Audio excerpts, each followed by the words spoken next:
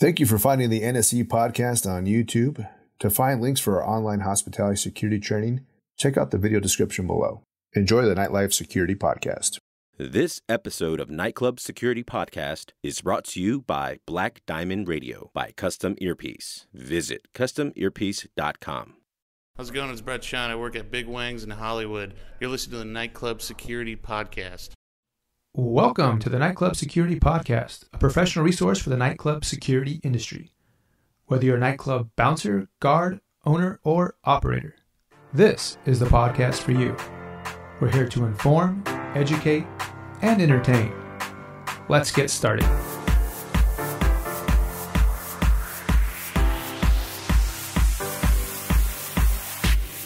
Welcome, everybody. This is the Nightclub Security Podcast. This is your host, Manny Marquez. I am here with nightclub security industry expert, Robert C. Smith. Good day to you, Robert. Manny, how are you? Doing good. We're coming to you live from our Mission Hills studio, just a little north of downtown San Diego. It's a little bit of an overcast, windy day here in San Diego, but we're just coming off of a Easter holiday. A nice hot spell for the Easter holiday. Yeah, so it was a very nice weekend here in San Diego. Got a chance to barbecue a little bit. You said you barbecued. I had some great ribs. Baby back, short, plenty of meat. God, they were good. And you did them yourself? I did them myself. I'm a good cook. And what was the accompanying sides? It was ribs. Ribs and ribs? That's all you had? I had more ribs. No, there were no sides. There were no vegetables barbecued. You know, there were some onions, homegrown onions. My first batch of homegrown onions. You got your little garden going there. I'm trying something different, and it's just something I wanted to try to prove myself that I could grow things, even though I don't have a green thumb, but I had some fresh onions. And I also brought... Once you learn how to grow things, maybe work on that personality too. Yeah, I will. But I brought you some fresh, dried herbs that I grew myself. Not herbs as in herb. Not like Colorado herbs. Colorado herb. No. Cilantro, oregano, rosemary, some thyme. What about the spearmint? Spearmint, peppermint. Nice. I got them all dried for you. They're in little canisters, and you'll be getting that too. Oh, that's awesome. Thank you, Robert. Yeah, we're just coming off of a holiday here. Today we're actually about to do a training for the California PSO. Later this evening for Double Deuce as well as the Whiskey Grill, which are two staple venues here in San Diego. We'll be doing that this evening. Last week, we also had a PSO training with our partners, Typhoon Saloon in Pacific Beach. Yeah, thanks, Ryan, for all the continued support and help. Yeah, Ryan's done a fantastic job of allowing us to use his venue as a training location when we do our San Diego trainings. So, Ryan, thank you for that. Ryan Dickert's the GM there. He was actually one of my former managers from back in the day, so longtime friend and colleague. They seem to, even when you were there, and I did some training, but Ryan's carried it on for the last several years. They get a good crew. They do have hire a good crew. Guys. Yeah. When I was there, it was probably one of the better security staffs that I've worked with. They had done a good job prior to me getting there, but they've done a really good job of as far as maintaining the quality of their personnel that they hire. Let's see, there at the Typhoon training we participating was Barley Mash, Sandbar, Tavern at the Beach, Henry's Pub, Peabody's out of Encinitas, a small little place up in northern San Diego. We also had representation from Cali Comfort, which is a barbecue joint out in East County. Yep. So we thank you guys for participating in the PSO and everybody getting to the legal requirements. So good job. Congratulations. And again, for those of you first-time listeners, California is a state that does mandate 16 hours of job-specific training for in-house guards or bouncers, and that's what we were providing. Yeah, which is one of our staple programs that we provide when it comes to training. Robert, another thing that I wanted to talk about this week was I was at the Hospitality Task Force meeting in Pacific Beach, and basically what the Hospitality Task Force meeting is it's the business development group there, Discover PB, which is kind of like the local association for the businesses there. They have a part of their organization, it's a nonprofit, where they specifically work with bars, restaurants, nightclubs on specific issues, events. Advocacy. Yeah, an advocacy group. So one of the things that they did that was really cool, and I mentioned it a couple months ago, but they actually rolled it out. What they've done is a really cool cooperative effort with the local police department in which the outside doorman at the end of the night. So there's that 2 o'clock. We call it the 2 o'clock push. The push. Where we're getting everybody out of the bars. We're putting them onto the streets. What they're doing is the police department has provided, for a minimal cost, day glow yellow vests that the security personnel of each bar, nightclub, venue will be wearing on the outside. And I think it's a really great Smart idea. move. Yeah, it's a really good idea. It's a really great example of police departments working with the local businesses for the right reasons. So 130, 140, your first 2 guys are out there on the sidewalk. 145, 150, your next 5 guys are out there.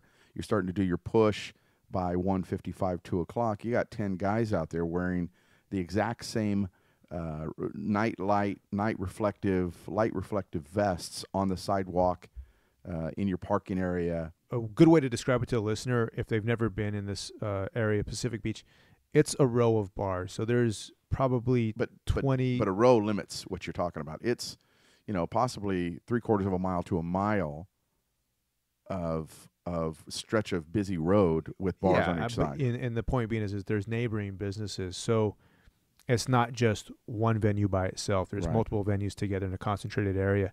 And so at 1:45, 1:30, everyone's putting on their yellow vest. And what they're thinking will happen is the benefits of it is, one, if there's an incident that happens, the police are instantly going to be able to recognize that they respond to the corner of X and Y. Yes. And they see 13 exact same police-style day-glow vests helping people or breaking up a fight or handling someone. They're going to be able to see who the good guys are. Now, for those of you that have been in my class anywhere around the country, the very beginning of the class is kind of the background, duties and responsibilities and how important your job is, and you've got to really consider your job important. And what Pacific Beach, the community of Pacific Beach and the police department have done is recognized now with a visual aid, if you will, that you are part of their team at night during that critical crunch time where so much can happen against the community. And they've empowered guards, bouncers, with these vests to say, okay, you're part of our team during this time.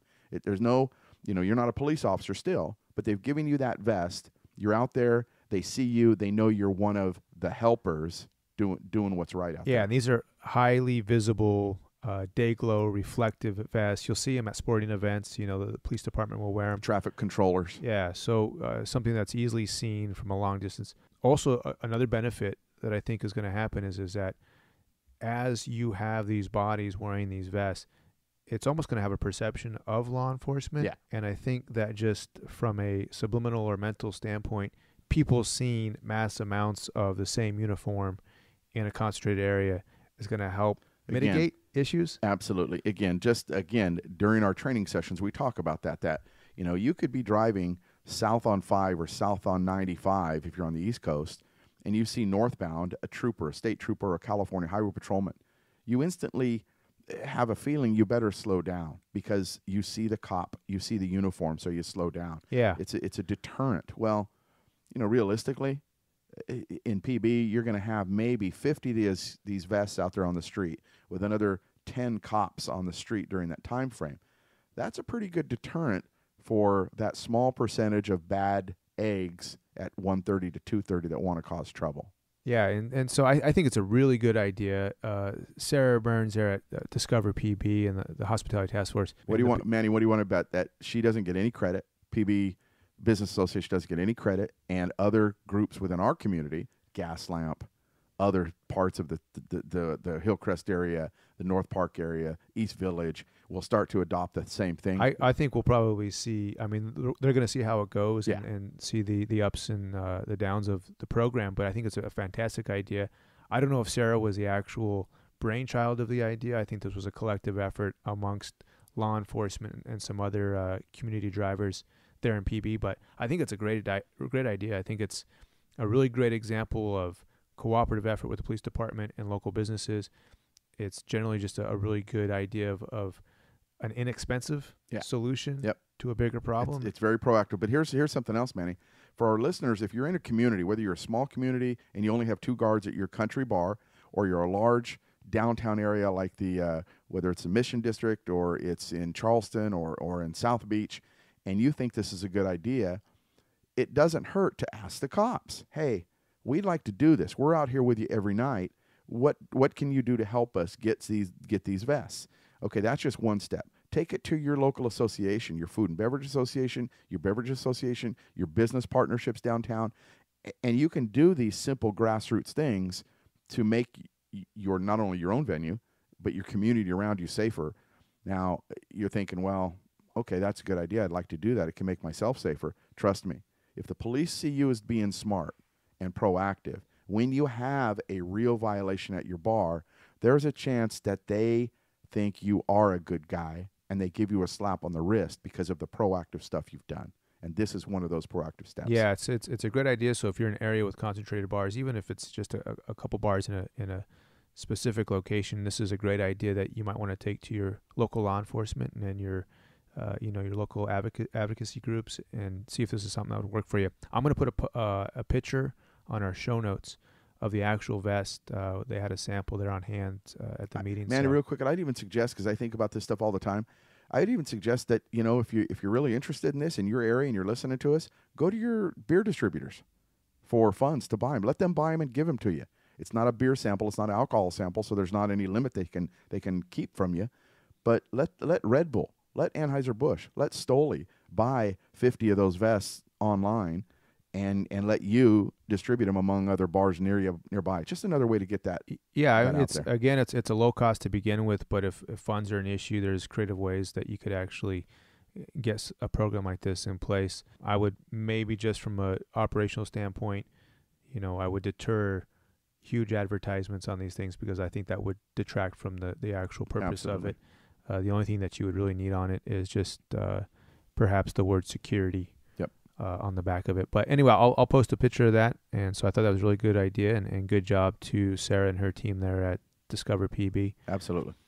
Let's see, Robert, in the news, you have a story for us coming out of South Carolina. Dorchester County, not real far from Charleston, but it will build. This story was the tipping point for me that I wanted to do a podcast on this. There's a lot of stuff out there, and it kind of is a scary trend. In the news, this club in Dorchester, on Dorchester Road in Dorchester County, South Carolina. Guards were working inside, heard gunfire outside, ran outside, drew their weapons in anticipation, saw someone in the parking lot next to a car. They noticed he had a gun in his hand, started ordering him to drop the weapon, and he didn't comply with them. And the news story was kind of short. It doesn't really go into what else happened, but they opened up on him, hitting him 2 or 3 times, and he was taken to the hospital and arrested. And the news story stops there. We haven't done a lot of research on it because frankly, I wanted the questions to be open about, were they in-house guards as bouncers? Were they outsourced guards as an armed company? Did they have the right to engage? What were the shots being fired? Was there someone else injured? Did he attempt to point the weapon at them? I mean, there's so many unanswered questions, but it leads us to a disturbing trend with what I have seen in the industry over the last, I want to say, a year. There are more and more shootings going on in parking lots and in clubs nationwide. Yeah, so the news piece, and I'll put a link on the show notes as well, but it was pretty vague. You just gather that the doorman went outside. They saw a couple guys with guns, told them to put down their guns. They didn't comply. Shots were fired. One of the guys was actually sent to the hospital. The second guy, I believe, only had a grazing shot on his leg. Hospital released. Yeah, it wasn't. Well, I think he refused a medical attention. So yeah, it was a vague story. But going back to your point, it does seem as if in the news, more and more stories are coming up related to club shootings, and it's either club shootings from a guest or somebody that is discontent with the venue, or shootings coming from the guard side where guards are actually carrying these days. And I'm absolutely seeing more as I scan the news, and I get 30 or 40 different updates a day worldwide, and I limit it to the United States when I really dig into them, of armed guards that are returning fire. And this is not something that we're finding very unique to the Midwest, the small part of Texas or Northeast. This is nationwide where we're seeing more and more shootings. Yeah, and it's an interesting trend, and I mean, there's really not any hard data that we can access to prove that, but it just is a feeling in a sense as you listen to different news stories and you pay attention to news feeds. So that actually leads us to our main topic today, which is armed guards. And armed or unarmed. Armed or unarmed. Basically, the question is, if you have an armed guard, is that a good or a bad thing? And the pros and cons around that whole topic. So what we're going to do is we're going to take a little bit of a break. When we come back, we'll get into the main part of today's show, which is talking about armed guards and the pros and cons. Do us a favor, stick with us, and we'll be right back. When Nightclub Security Consultants recommends radios to our clients, we recommend Black Diamond Radios by Custom Earpiece. Why? They're the best in the business. Simple as that. Tired of the high cost of replacing broken radios? It's time to beef up your nightclub communications. The Black Diamond CE450 radio is the most durable radio on the market. Black Diamond designed and built this radio with nightclubs and bars in mind. Made for high noise environments, the CE450 is shock and water resistant and has a long-lasting battery. Your security team has a tough job. They need a tough radio. For 2 years, if they can break the CE450 radio, Custom Earpiece will replace it. Period. No hassles, no questions. Need more than just radios? CustomEarpiece.com is your one-stop shop. Radios, headsets, custom ear molds, earpieces, adapters. Just go directly to CustomEarpiece.com for all your radio needs. Got a question? Call Custom Earpiece during business hours, and you will always speak to a live person, ready to assist you. CustomEarpiece.com customer service is second to none. Get 10% off your purchase today. Just click through the banner on the nightclubsecurity.com homepage or the Nightclub Security Podcast show notes. Use promo code NIGHTCLUB7. That's nightclub and the number 7. Visit CustomEarpiece.com and order today. Welcome back, everybody. And Robert, today's topic, we're going to be talking about armed guards and the pros and cons surrounding the issue of, are you thinking about having armed guards? Do you have armed guards? Is this something you've considered? We're going to have a discussion around that topic. And the reason for, us bringing up this podcast topic is, as we stated earlier in the show, is we've kind of sensed a trend as far as more violent incidents happening within venues. And I think at a time where people wouldn't consider having an armed guard, I think maybe more club owners, bar operators are thinking about doing something like this. Well, and let me go back to one of the things you said, and I think the listeners need to understand this. You mentioned a point in our opening topic that there are no hard facts on this point that violence is increasing. Most operators live in their world. They look at their bar, and if violence isn't increasing at their bar or club, they may automatically assume that's the way it is around the country.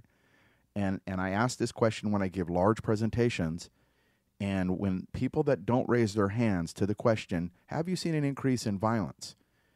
They look around and they'll see a ton of other hands from other venues located nationwide that violence is increasing, and they'll go, wow.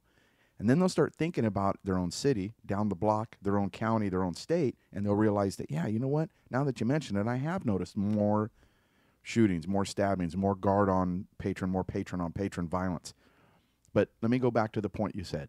There are no hard stats for this, and there's a real reason for that. What is that? The United States, the Department of Justice, the FBI, has no capture mechanism for reporting bar and club related violence. Think about that.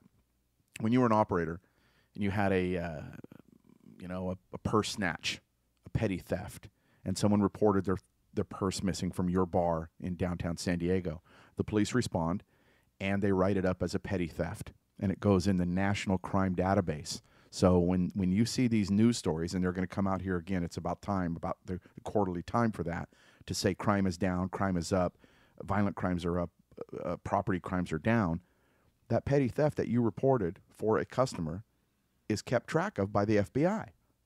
But if you had a bar shooting and it was directly related to two people inside your bar that fought, were asked to leave, and one pulled out a gun in your parking lot, that FBI and national statistic goes in as a shooting, an aggravated assault, an attempted murder, assault with a deadly weapon. There's what you're saying is as these crimes get reported to the FBI, the national database, there's really nothing that ties them to the place, the an venue, alcohol, a bar, an alcohol license. So the connection or the link between the venue and the crime is not there. So there's really no hard facts, statistics to The FBI to draw upon. You could pull the stats based on many free open source websites. For example, the City of San Diego has a website that you can go through and type in data to say, give me all the armed robberies within 1 mile or at this location, and it'll put a bunch of red dots. But if there was a bar fight where a guy's wallet was stolen during that bar fight by a drunk, it won't show what that was. It just shows a theft. That's all it shows. What's important here is you understand many of these shootings are not just random acts of violence, like guys in a park hanging out or a robbery. It's alcohol fueled. And then if you go one step further backwards, what could we have done earlier with that alcohol fueled patron to prevent a later shooting in the parking lot or in our club? So in our industry, the challenge is since we're in the alcohol service, we're adding another component to, I guess, basically fuel to a potential fire. It's perfect way to say it, Manny. We're adding another element to a standard crime. It could be a shooting, and yes, it is a shooting, but it's an alcohol-involved shooting. And so, again, going back to our point of, it's more of a sense of a trend that things are getting a little bit more violent. We're hearing more stories of guns inside of venues, shootings. I think since we've been doing the podcast, we've probably had a good handful of news stories that have involved shootings. I would say over 20 to 25, easily that number nationwide. On average, every weekend when I get my news updates on Saturdays, I'm kind of excited to look at them from Friday night. And I'm kind of excited on Sunday morning to look at them from Saturday night because there's always 3 to 5 shooting stories, either, again, a trend, guard on guest or guest on guest. So let me ask you this, Robert. If we're sensing this trend, and maybe some owners and operators are sensing the same trend in their cities, I guess it's safe to assume that more people are considering actual use of armed guards? And that's a given. Your response is if your guests are bringing guns and you've tried what you can do, remember, here's the other interesting point here. You're afraid of your regulators. I mean, you as an operator, as a manager, you didn't want to call the cops every time you suspected a problem. Why is that? Well, you're looking to minimize your calls for service. That's right. You want to stay in the good graces of the city. That's right. So you'll try to be proactive and solve problems on your own. And one of the ways people are thinking to solve the problem, let's hire armed guards. Number one, it's a visual deterrent because in every state where you hire an armed guard, for example, California, even in D.C., it's called a special police officer, and you're an armed status. In California, it's a guard card with a firearms permit. They have to be uniformed, fully uniformed, patches on the sleeves, the name of the guard company, but weapon on their side. So, yes, it is a visual deterrent, and some operators look at that and go, well, you know what, we'll put a guard in our parking lot. He'll be armed. He'll just handle the parking lot, and they feel good about that. The problem arises when that guard, trained to a certain level, has to draw his weapon and engage a suspect. And now you've got to live with the consequence, good or bad. You hired him because you were worried about your clientele. Now he's armed, and he's pulling out his weapon. Well, let's back up a step. So let's just say that I'm an owner, and I'm considering the idea of an armed guard. Maybe I've had a couple incidents that have happened in my place. People driving out of your parking lot, shooting at your building. Maybe my neighboring bars have had issues. And I'm coming to the conclusion, or I'm thinking about, it might be time for us to employ an armed guard. What are some of the things I should consider? Well, right off the bat, you got to understand that you're putting a weapon on a sober guard. And this is all things that we're hoping are the way it is. A guard working in your parking lot, walking into your venue. Even if they're only supposed to be in the parking lot, they will walk in to use the bathroom, to get a water, to get a coffee or Red Bull. But now you've got a weapon on your premise. And you have to understand, if you have currently, most venues have a no weapons policy, unless you're an active police officer coming on the property. But in response to this increased level of violence, you decide as an operator to put a weapon on your property. You're hoping, number one, the guard is trained. They know how to interact. They understand diffusion is the first course of action, and use of deadly force, pulling that weapon out. You're not pulling out just to threaten people. When you pull it out, you know you may have to use it. You better understand that as an operator, the consequence of hiring an armed guard on your property. So depending on state, local laws, I can hire a guard to work specifically for me who can be armed. In every state, you can hire state licensed guards with a gun permit, that they get from the state. And these are not, remember, folks, we're not talking about concealed carry, hiding it in your briefcase. We're talking about the typical armed guards that you might see at a bank standing out front of the ATMs, guards that you may see in a parking lot of a large mall that are armed. And this is what you would be hiring. You'd hire a company. They'd assign you with an armed guard. Now, you could hire an armed guard directly, but they have to still wear a uniform. They have to be identifiable. They have to be registered with the state and have all the legal training, firearms, basic guard training to do what they're going to do for you. All right. So I can hire an in-house guard that is armed. I can also outsource an armed guard through a guard company. That is correct. And remember, one of the disclaimers we want to make sure you understand, we don't know the exact letter of the law for every state in our country. We're not just speaking in vague generalities, because I'm pretty confident to say that our general statement of you can hire this type of guard is true in every state. I know at least 40 states it's true, so that's a preponderance of the states where you can hire, just like you said, your own guard to be in uniform and be armed, or hire a company that provides you with an armed guard. In every state, there is some sort of licensing requirement. Yes. Let me ask you this. So what are some possible reasons that you would want to hire an armed guard? If I'm an owner and I'm going through certain things, can you give me 4 or 5 things that would be on that my radar to actually consider hiring an armed guard? Well, yeah. We just got done with the training in LA, and one of our clients was up there, and they have a fairly large parking lot. And what they said is they can't always patrol that parking lot. They don't like to send their guys out there. They're quote-unquote bouncers, in-house guards out there, because it could be dangerous. And my response to them was, yeah, it could be. But that's part of doing the job. So you either let your guys do it, or you hire an outside company or an armed guard to patrol that parking lot, and that's their primary function. So if you have a large parking lot you need coverage on, then you have to worry about if you've had a large parking lot that you need coverage on, and you had issues in that parking lot. And what are the issues? Are they violent issues, or are they non-violent issues? If you're having random people caught in the parking lot with smoking dope, drinking, having sex, you don't need to get an armed guard for that. But if you've had club shootings, you've had building shootings, you've had shots fired just up in the air, you've had angry customers go to their car and retrieve a weapon, okay, then you might consider everything we're going to talk about and get an armed guard or two for your parking lot. Let me ask you this. What's your take on hiring a private armed guard versus an off-duty police officer? Well, that's a whole nother podcast on hiring outside officers. And I think we even talked about that. I think we've touched on it. Yeah, I think I wrote a blog on that. You can go to our website and see it on hiring off-duty cops.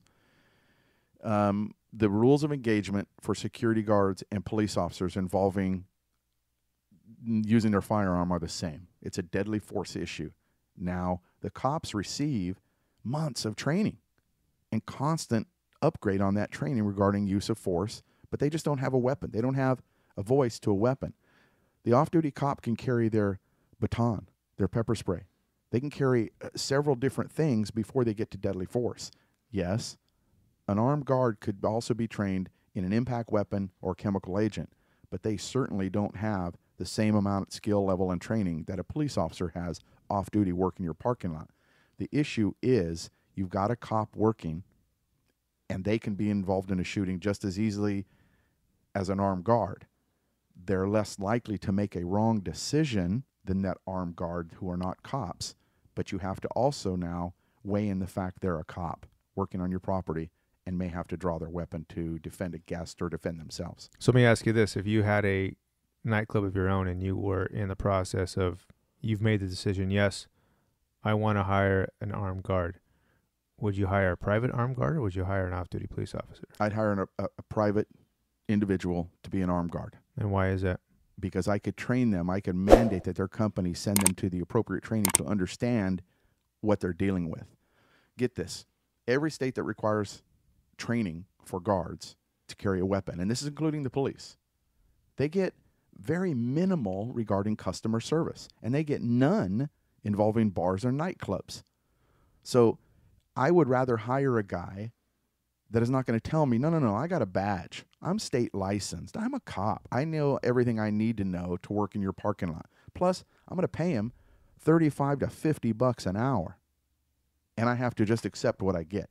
With an armed guard from a company, I can say, hey, company, we're going to pay you your $28 an hour, but I need your guard or guards to get specific training involving our clientele, what we do as a liquor licensed establishment, to understand that drunks do what drunks do, and they may have to back up. They don't always have to draw that weapon. So in your opinion and in your thoughts that you just expressed there, even though a police officer would have more experience in using a weapon, engaging, that might be a downfall because then they're not coachable to learning the aspect of more of a customer service type environment and following the rules and policies and procedures that you've put in place. They don't care about your policies and procedures. They have their own book. They have their own law enforcement guide on what they're to do and not do. Real quick, a sideline there is a cop walks up on a car he thinks is suspicious. They're doing a line of coke. What will the cop do? In most cases, what will they do, Manny? If they're suspicious about the activity? They walk up in the car. They see two guys in the front seat doing a line of coke. I'm just guessing they probably would draw their weapons without... They're going to assume the worst. They may draw their weapon, but the end result may be they make an arrest of possession of cocaine on your property, and two guys go to jail. The armed guard that is hired from an outside company, what do? They walk up, they see the exact same thing. They may draw their weapon and hold it to their side and say, fellas, get out of the car. They may go ahead and call the police, but if they're taught what they're doing, they'll realize this is a benign, nothing type of crime that affects our bar in no particular way. We're going to make them leave. We're going to notify other guards, not let them in, and they're gone with no call for service and no need for use of force. So with a private guard, again, I'm just going to reiterate, even though a cop might have more experience, with a armed guard that you hired, you have a little bit more control on how they react to a situation. From minor crimes to major issues, you have way more control. Now, truth be told, if I'm going to have a lot of incidents in my parking lot, I've got a bigger problem. But if I've got shootings every month in my parking lot and that problem is that big, I might want a cop to handle that problem, an off-duty detail to work that problem. But as soon as my problem is gone and I've got things under control again, I'm getting an armed company to come do my patrol work in my parking lot rather than off-duty cops. All right. So I'm going to jump back because I don't think we really addressed it clearly. Good segue, by the way. Good questions. If I am a venue considering hiring an armed guard, what sorts of things do I have happening in my club, around my club, that would warrant an armed guard? Well, as we talked about in the very beginning, if you've got a large parking lot, if you've got issues in that parking lot, and I don't mean the small issues, car prowls, little drinking in the parking lot, the serious things where a guy is shooting off rounds in your parking lot, that's an issue that may warrant you hiring armed guards. Maybe the geographic area is a little hard to patrol. We'll get to that. Okay, the geographical area of your parking lot, correct. Yeah. Okay, so that's one reason. What would be another reason? Another reason is if you realize you've got a trend, and a trend being something that happens, 2 to 3 times that you're not getting a handle on. So say you're not doing pat downs at your door, if that's what you decide to do, and your clientele is such that all of a sudden a fight breaks out in your bar and a gun comes out on the floor. A fight breaks out on the bar and a gun comes out in someone's hand. Shots fired in the club. Shots fired as you escort someone out, where your clientele is such, and this is not a race thing. This could be cowboys. This could be urban. This could be Indo-Chinese. If you're having gun issues or weapon issues, knives, switchblades, concealed weapons of any sort coming out in your club or in your parking lot, that may be your choice to decide, you know what, we need an armed presence. Basically, I've had multiple instances where weapons have been apparent. I know they're getting into my club. That's a reason why. What would be another reason? Another reason may be you've had, and I've seen this, where you had one deadly shooting. Small town bar. They have one deadly shooting in the front step of their bar, in their parking lot, and they knee-jerk reaction that this is the deterrent that I want to hire and have. So I'll have an armed guard because I had one deadly homicide from a guest to a guest. So I'm going to hire a guard. I have had no other incidents in my parking lot. I've had no other violent incidents with guns or knives in my bar, but I had one major incident that I'm gonna try to deter any future major incident with an armed guard. Can you think of any other reasons? Occasionally, I know in Northern California, even in the LA County area, I've seen a requirement that during nights where the bar or nightclub has entertainment, because what the police perceive and the community perceives as a bad location, now geographically I mean in a bad neighborhood with a history of violence, the police or the city may mandate that you have armed patrol within your parking lot. So this may be not a choice, but a mandatory requirement from your conditional use permit or your entertainment permit that you have to have somebody in place that is an armed guard, or I'm guessing an off-duty officer, something like that. Correct. A couple of the reasons I can think of that might be happening for owners is maybe an escalation in crimes in the area. Maybe you're in a location to where maybe an increase in violence, maybe there's an increase in gang activity that maybe are prompting you to think, well, I'm going to have to do something to prevent that or to help mitigate that. Might be a reason. Maybe neighboring bars or nightclubs, there's been more instances of things happening, and that's prompted somebody to consider having an armed guard. I'm trying to think what else. What? It's really rare. There aren't a lot of other reasons. People either do it because they've had shootings, they've had a death, or and it goes back to perception. These are things people remember. If you have a lot of violent incidents, knives, switchblades, guns, beatings, your perception is this is the bad place, and having another gun as a regulator will solve the problem. So there aren't a lot of other reasons there, Manny. We hit them all. All right. What are general licensing requirements that an owner should be aware of when considering hiring an armed guard? We experience this a lot in California. We've talked about it at every training session we give. A guy comes in and he presents his state license. In California, it's called the guard card. And many other states call it the same thing. So he presents his guard card, which means he's a licensed guard, and then he presents his firearms permit or his firearms license. And in many states, it's a Class A or Class D type of license. The owner of the bar, the manager of the bar, just assumes everything is great. I say go one step further. Do your due diligence as if you were hiring a contractor. He can present you with a contractor's license, but you better check his references. You better check his work. Call someone who, he's worked for. Call several people that this guard has worked for and check their references. Do your own background check on this guy. It doesn't mean that he's got a legitimate license. Do your true due diligence on a guy when you're going to put him on your property to protect your property and your guests and your employees, and he's carrying a sidearm. Don't just accept the paper on its surface as the paper to protect you. And one thing that I would consider is, having an armed guard is a totally different situation than just hiring your regular security guard or doorman. So do your due diligence, vet the candidate as extensively as you can. Consider using a company like IntelliCheck or another background company to find out more about this individual. And we understand that, I'm sorry, Manny, but we understand that to carry that firearm, to be that guard, hopefully, they've gone through within the last year or 2 years, a full DOJ and FBI background. But what about if they had just had a major Well, I was problem? also gonna say, don't just rely on that piece of paper. Check with the issuing authority in your state to make sure that license is valid. Ask for their certificates of training.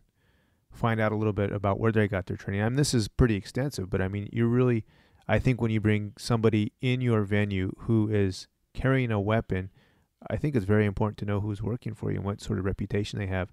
And that would include also, like you said, reference checks, but just doing as much as you can to find out that this guy is on the level, and he's not going to cause you any issues. Not a loose cannon. Not a loose cannon. Doesn't have domestic violence history. Yeah. Doesn't have some other, Robert, he went through a DOJ and FBI background check. Yeah, that was 20 months ago, pal. What's happened in the last 20 months? You're hiring him today. Let's do a background check again, just to get him up to speed so we can say and testify. Remember, we want to limit your exposure. You're putting an armed guard in a liquor licensed venue, property outside, inside. We want you to be as smart as you can when you bring them in. And then another part of it would be is operators, owners will go to using a guard company to provide the personnel. And oftentimes they'll take the word of the guard company that, this guy is somebody that's going to work well for your company. But I would say even going as far as doing your own background check and reference checks, even if it's coming from a guard company. And I think you have that right as an owner to ask for those things. If there's anything you have learned, Manny, since you've been working with the company, in the state of California, when people come in our training class and they say, oh, they have a guard card. I've got my guard card. And we ask them point blank, did you get all 40 hours? It's probably 99% of these guys. Really, that's 9 out of 10 say, no, I only got about 4 hours of training. Yeah, so what does that say about their firearms training then? When they come from a guard company. Not that all guard companies are dirty. They're not. You may find one that is the best. Use them. But do your due diligence to verify what this guard tells you is true when he comes from that company. Yeah, and I think another good consideration would be is to actually sit down and you as the owner or operator have a chance to interview the candidate and make sure you're comfortable, because I think a lot of times just the fact that I have a badge, a security badge, and a gun, I kind of become a know-it-all. And they're hard to coach. And so you want somebody that's going to work well for your venue and is going to operate within the parameters that you want as an owner and operator. And then also someone that's going to work well with your team, because he's going to be an extension of your regular security team. And one of the things to remember, we teach this extensively in our training, not in our security bouncer training, is you're not a cop. You don't want to be a cop doing this job. You have some leeway to let people walk away. You don't have to make arrests. You don't have to take people down at gunpoint. You can let them leave if that solves the overall problem. So when you do vet this guy and you do interview them, see if that's their mindset, that they don't have to make arrests of people. We also touched on a little bit about training, bringing somebody in with a firearm. Before they even get to you, they're going to have their proper training. So we talked a little bit about vetting. But what's the typical sort of training these guys go through? Well, they'll go through a lot of training regarding the basic guard program, which is generic, powers to arrest, citizen detention, all that kind of stuff. They're taught one way or they're taught another way. What we're worried about is, did they get the adequate firearms training of shoot, don't shoot? Should I, when I do, what do I do? Do I know what to look for? Do I know that I don't have to do it unless I'm in some sort of physical danger or other people are in physical danger? Just because you have a gun and you have the right to assume things will happen doesn't mean you have to pull out your weapon and discharge it. It's very touchy. I get it. For those of you listening that have a gun, and this is not about gun rights, this is about you're hired by a bar to lend some sort of additional protection, and you have to be able to make the decision to dial it back a little bit because of who you're dealing with. You can use your weapon when you need to, but when you don't, we don't want you to. And that should be the level of training that you get, additionally from what you already got from your state to carry that firearm. Yeah, I would say if I was an owner and I hired an armed guard, the use of a weapon or the drawing of a weapon would be the very last resort after everything else was extinguished, as far as, de-escalating a situation, using your verbal commands, same as you would as an inside guard. I would hate for the guard to use a weapon as the crutch in a situation. And this brings up good dialogue when we do our trainings, and I bring up the shooting. We've talked about on our podcast, I think, 3 different times over the last several months, from Mystique in Portland, where Brian Rizzo was shot in the head. And after the suspect fired additional rounds into the building, he started running away. And the second guard inside drew his weapon, ran outside, and shot the suspect in the back. And it brings up a lot of questions. Well, did this guard, we don't know. I haven't talked to this guard, the shooter. No charges were filed against this. It went to the grand jury. They didn't want to file any charges against him because, and I'm guessing, based on my knowledge as a former police officer, the imminent threat and what this guy had already done, this guard discharged his weapon even though he shot the guy in the back. I'm not saying this is every scenario, but in this case, I think it surely weighs out that the guard was smart enough to know, I can discharge, I should discharge. He's running where there's a parking lot, there's other people, the potential is there. You'll never know that when you interview your guy, but if you interview him and he's level-headed, he's smart enough and intelligent enough to communicate openly with you about when I should, when I shouldn't, and customer service, you're in a better position to succeed when it comes down to it. All right, I have another consideration, Robert, that maybe owners have not thought of, and that's their insurance policies. You know, I've had clients that do this. They think they need an armed guard, so they hire a company. The company provides them with 2 guards, and 7 months into the training or 7 months into their contract, I'll come in and do some training for their in-house guards, and I'll mention to them. This just happened in Anaheim. I say just a couple of years ago in Anaheim, where they hired an outside guard company to patrol their parking lot. And I mentioned to the owner, hey, you got armed guards. Have you checked your insurance policy? Because what do you mean? I'm covered on assault and battery and premise liability. He goes in and checks during the training. He comes out at the end of the training and shows me his insurance policy. There was an armed guard exclusion. He wasn't covered. And it's just, you got to consider that. Call your insurance agent, call your broker, call your provider. And if you don't have one, you're not sure what to do, use our trusted guy, Pike Barber, with HIA Insurance, Hospitality Insurance Agencies, and just say, hey, am I covered? And he'll take a look at your policy and let you know. But if you're not, can you imagine? You get in a shooting where someone's hurt in your parking lot. It may be a good shooting, but they've got some civil grounds, and you're not covered. Yeah, so it's an important consideration to make sure that as far as your insurance policy goes, that you'll be able to retain armed guards to work in the venue. I would also say get records and proof of insurance from the guard company. And like many people do, they'll have the guard company. They'll have their insurance company of the guard company add the bar as an also insured. So the guard company may have $1 million policy to ensure their guards work, but the bar will have them add in an also insured during the time that they're working on their property. Yeah, so, just it's not something you can just go through and go out, get an armed guard and put them on the front door or in your parking lot or inside. Make sure that you follow up with your insurance companies to make sure that, 1, it's allowable, and 2, that you'll be covered if something happens. Let's see, Robert, what else did we have? I think we hit most of the main topics. Was there anything that we're missing? What about, and we're not going to, I just want to let people know, we know we're leaving out some things. For example, does your liquor license allow you to have weapons, even by an armed state licensed guard, that's a good point, on your premise? In some states, and I'm trying to think where I was at. I don't recall off the top of my head where I was doing some training, and sure enough, their specific liquor license prohibited armed guards from working during the hours of business. So that meant even though the bouncer may have had full state license and full state credentials to carry a firearm, they couldn't because they worked on an alcohol licensed premise.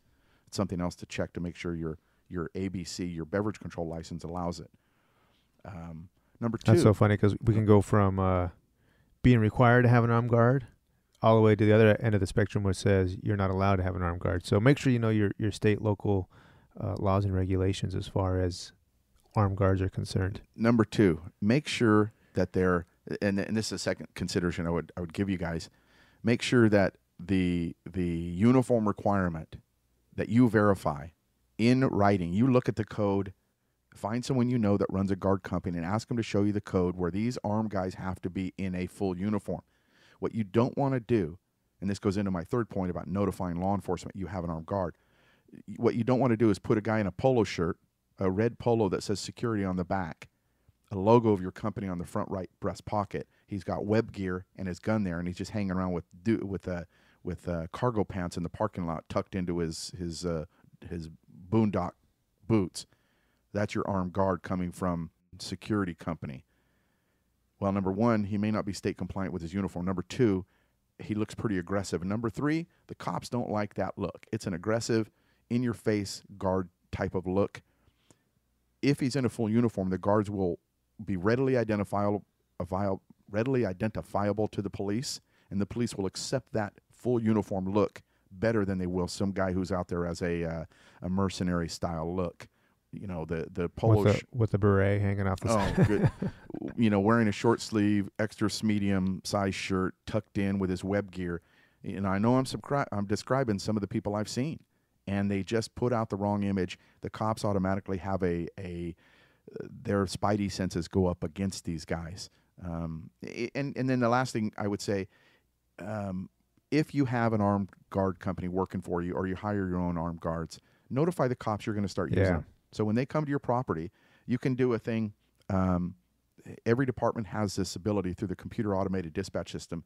Call them. They'll put a file attached to that address. So if you get a violent call to 123 Elm Avenue to Manny's bar, as the officers are responding, a note will come up on the screen. The dispatcher will remind them, oh, and by the way, Officer A and B, they're using armed guards. So when the officers do respond, they have that notice. They already know that there is someone who is supposed to be legally armed on the premise, and they're just not taking down everybody that has a gun. Yeah, it's. I would maybe even go a step further, and if you are friendly with the police department, or you're the guy that's on the beat for your venue, you have an introduction, have them come down, and everybody get to know each other, and at least good move. Yeah, one, it's a good PR move. Two, if something does go down, there's familiarity with who your staff is, and so that might be a good idea as well. Manny, and I know we're coming on our time here, but I want to say one last thing, because there's so many other areas here. But the last thing I'll talk about is owners. You got to weigh this out. Do I want my guards armed or not? If they're not armed, what happens when there's a shooting in the parking lot? Just a week ago, out of Gastonia, North Carolina, a gentleman's club, guy got kicked out of the bar. Bouncers are at the door watching him drive off, and their response when he reached in his trunk, pulled out 2 firearms and started shooting at the club, whether he meant to hit anyone or not, their only response was, get down, get down, get down. I mean, the guards said this in the news report. They said this to the police. That's all we could do, is shut the doors and run. Out of Stockton, another club, guy pulled out a gun in the parking lot, and you can tell what the guards did, because that's all they could do. Both were shot in the rear, in the butt, the back of the legs, because that's all they could do. Conversely, Mystique in Portland, Dorchester, South Carolina, where the guards had weapons, they pulled them out, engaged the suspects, and in either case hit them. So you have to decide if you want your armed guards to truly defend your venue and your guests and employees, or 911 is your best defense. Turn, hide, run, lock down, and 911. I think if I was in the position of having to consider hiring armed guards, I mean, just from my perspective, my opinion, it would be something that would be my last move. I would start looking at the other aspects of the business. I know where you're going, and this is something we haven't touched on this whole thing, but from the very beginning, why do you have them? What was our conversation? What did we have going on to make us consider? Yeah, I mean, there's considerations of what's going on in the background, what's going on previously that would prompt me to want to have an armed guard. But I would also be considering what other things that am I doing that could mitigate I think the use of having or the probability of having somebody come in as an active shooter. Is it my music format? Is it my location? Is it my lack of security control of my guests? Am I over-serving? Am I playing the wrong music? Am I not doing pat-downs? Am I not friendly with the police to have them, do drive-thrus? Yeah, so, there's all these other aspects. Let me mention one more. Am I deciding to really use and enforce a dress code if I choose to? Yeah, so there's a lot of aspects and a lot that's in play before you even consider an armed guard. So I think that to be reactionary and just to say, okay, yeah, we need armed guards, might be a little bit too quick to react. Absolutely. I would take a step back and analyze the other aspects of my business. And are there things that I can do first before I move to an armed guard? Because in my opinion, having an armed guard would be on the very last of my list as far as... I think your analogy, the analogy here that I draw from this, what you said earlier is, if you have a guard, they're an armed guard, the last resort is pulling that weapon. And in your scenario you're describing is, the last result for you as an owner is hiring an armed guard. So what did you do up to then? to try to prevent yourself from and having that's to bring that's an my arm guard. personal, and that's my comfort level too, because the last thing that I'd want is, am I running an operation where I run the risk of somebody getting killed, and is it a high probability? And if that's the fact, that I would probably, as myself as an owner operator, reevaluate my business. Let me ask you, and consider doing something different. and you can ask me the same question. Would you hire, given everything we just discussed, would you hire armed guards or not? Armed guards or 911? I would probably lean towards the 911. I mean, I have not been in a situation where I've had to hire armed guards. I've never been required to hire armed guards.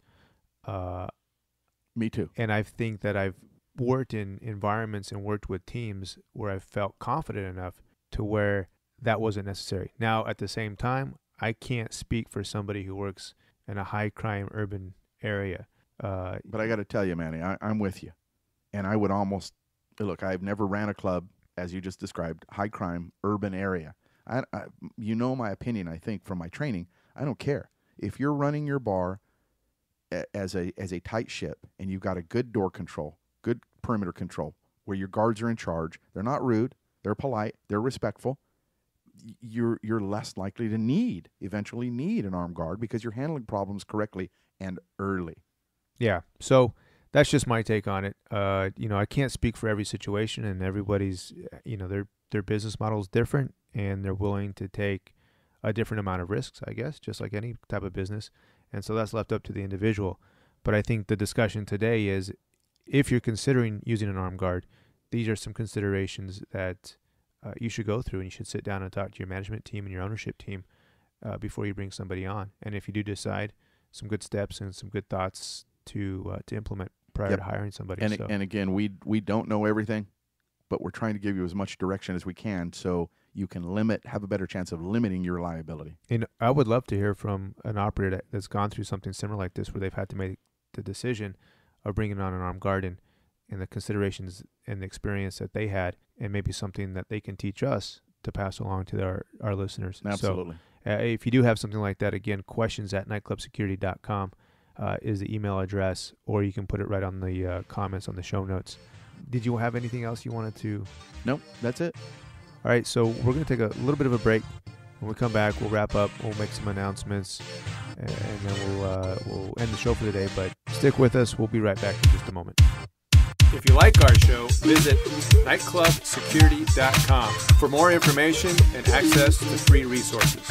Remember, that's www.nightclubsecurity.com. Welcome back, everybody.